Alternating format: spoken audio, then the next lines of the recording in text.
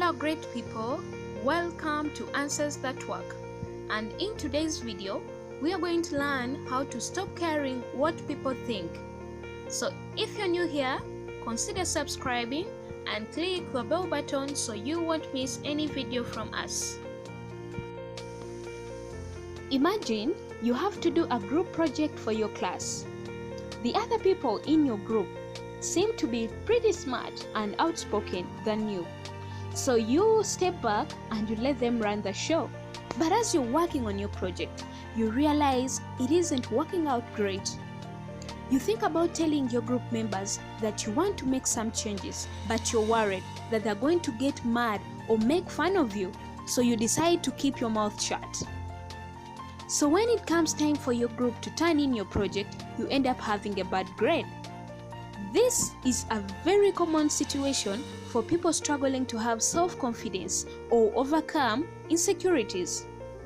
When you have a great idea or any opinion about anything, you back down because you're scared of what other people will say or think about you.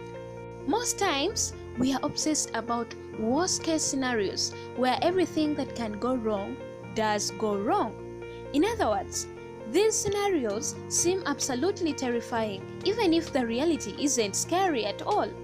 If it's really that simple, why do so many people struggle with these same insecurities? Well, to answer that question, let's look at something called a cognitive distortions. These are biased and often irrational ways to view the world around us, which we accidentally reinforce in our day-to-day life. They can create anxieties, doubts, and fears by building upon a foundation of false assumptions and misinformation. In other words, people over-exaggerate and over-generalize all the time. Let's say you're on a stage giving a speech and someone in the audience laughs. A laugh can mean a lot of things, but in this context, your brain may automatically assume that they're laughing at you. And once you decide that they're laughing at you, all the other logical options seem to disappear. Another person might have told them a joke that have really made them laugh, but your brain is so stuck in this negative thought pattern that it won't even consider any other possibilities. You end up being embarrassed, shameful, and sad about something that may have nothing to do with you. If you're someone that struggles with anxiety and insecurities, you may have jumped these disastrous conclusions a few times in a day. It's very easy to assume that every negative thing that happens to you is a product of your own failures or your mistakes. In fact, these feelings are so strong.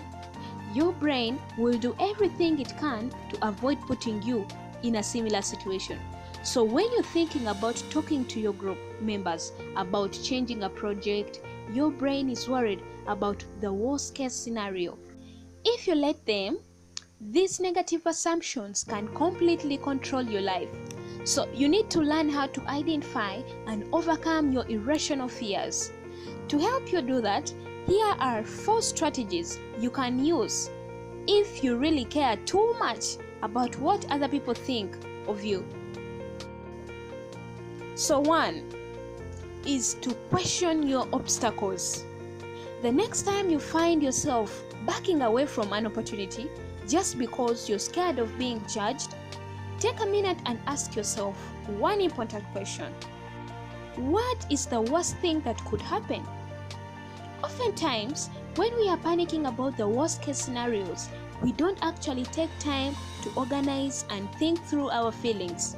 Instead, our brain becomes so overpowered by the negative emotions like fear and shame, which prevent us from making intelligent decisions.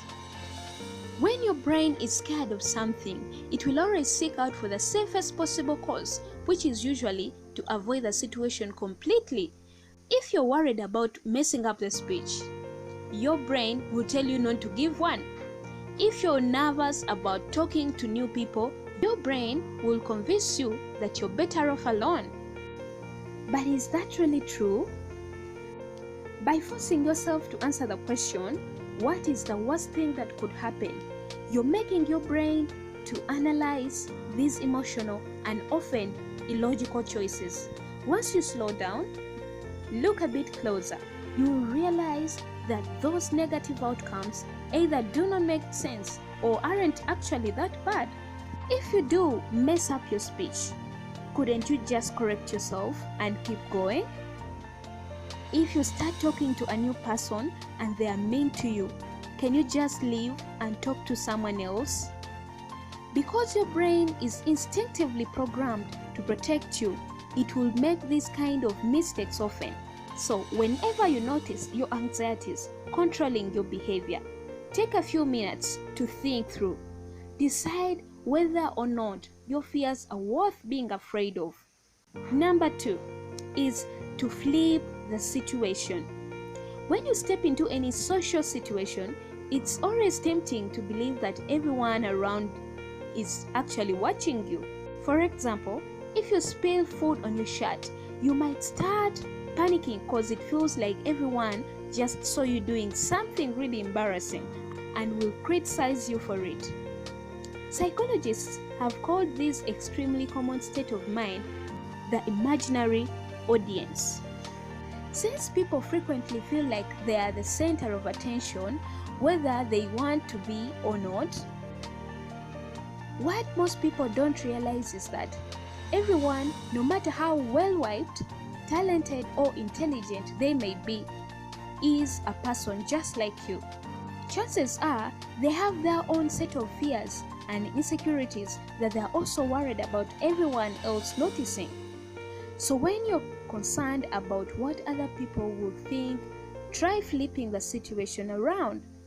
If you saw someone else accidentally spill food on their shirt, would you think badly about them? Would you think they're dumb, gross, or clumsy? Of course, 99% of the time the answer is going to be no. So why would you worry when the same exact situation happens to you? Number 3 is to redirect insults. Imagine you want to become a professional artist, but even up to now, you've been too scared to show your work to anyone. You're worried that people will hate or insult it. You've even always kept it to yourself. So one day, you finally work up the courage to show your art online. You get to a bunch of feedback, some positive, some negative, until one person writes a mean comment saying that you have zero talent and you're wasting your time. The truth is, people tend to hurt others like this when they themselves are feeling hurt. Somewhere, this situation is partially common online because of how easy it is to stay anonymous and hide behind our computer screens. When someone does brush something you've worked really hard on, it's important to remember that it's more of a reflection on them than it is on you.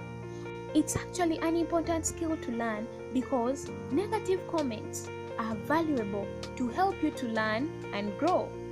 If someone is telling you you're doing a mistake and is doing it to allow you to recognize and fix your own flaws, that person is worth listening to. But there will also be people who simply want you to fail. Life is full of them, so you need to learn who to listen to and who to turn out. Number 4, the last one, is to understand yourself. Take some time to get to know who you are as an individual. Figure out what you really like and what your dreams are.